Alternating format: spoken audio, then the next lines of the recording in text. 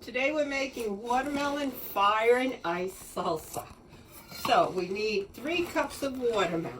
So I know you can probably cut your watermelon, but I just want to remind you, always cut down to the cutting board and away from yourself. Okay? Oops. So I'm going to slice the watermelon up quickly.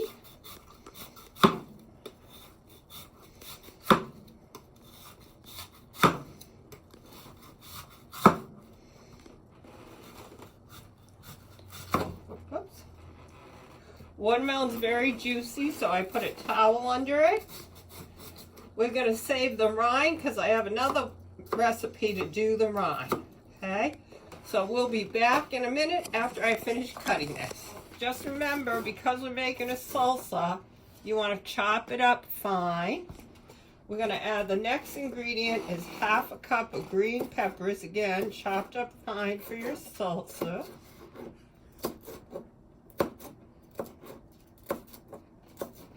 I have my great trusty adjustable measuring cup.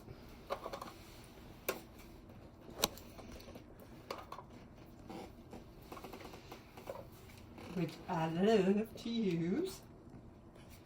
Dun, dun, dun, dun, dun, dun.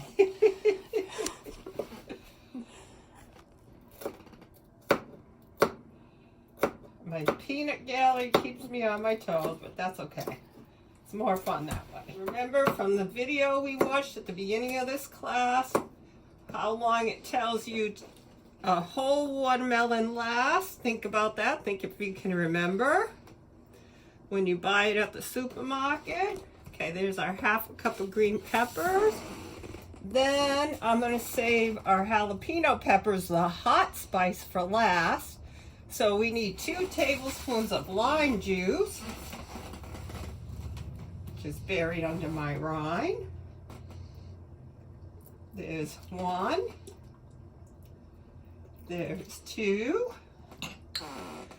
A tablespoon of chopped cilantro. I have to admit, oops, that's the wrong container. I didn't get fresh because I had this cilantro, and whoops, it's gonna have a little extra, but that's okay because it's been around a while. And the thing about herbs and spices is they lose their potency with age. The next thing we need is a tablespoon of green onion, and I just want to show you, this is what we grew from our kitchen scraps, and you know what I learned? They will flower.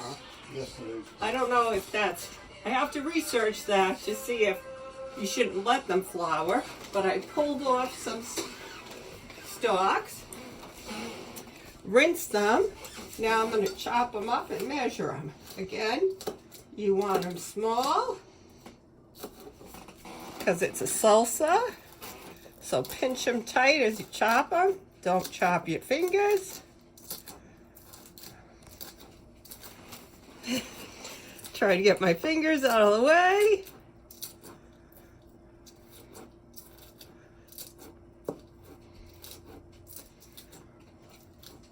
Let's see if that fills a tablespoon. Yep, that looks good. We'll add that.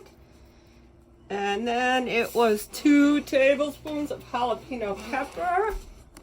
Film this before you do that.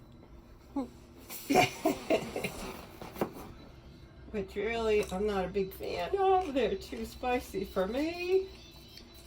I think you're supposed to be careful not to get them on your fingers, and you got to get the seeds out. If you touch them, make sure you wash your hands before you touch your face. I'm going to throw them right in my sink. Rinse them out.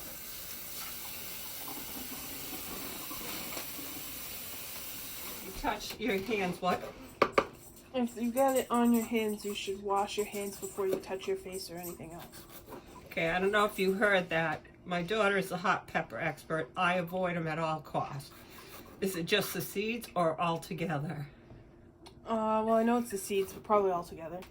Okay, so if you get it on your hands, You need to wash them before you touch your face. If you think onions made you cry, hot peppers are the fire in this recipe. So after you cut them up, wash your hands to be safe. Okay? She's the one who makes the chocolate chip cookies with the ghost peppers. Yeah, I got some ghost pepper in my eye once. It wasn't fun.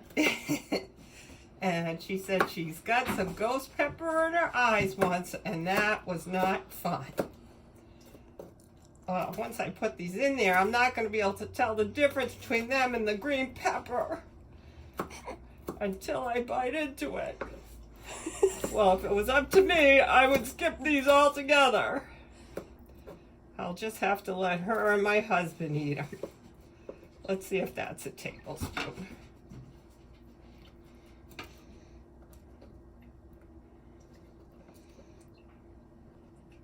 Yep. Now we're going to mix it all together.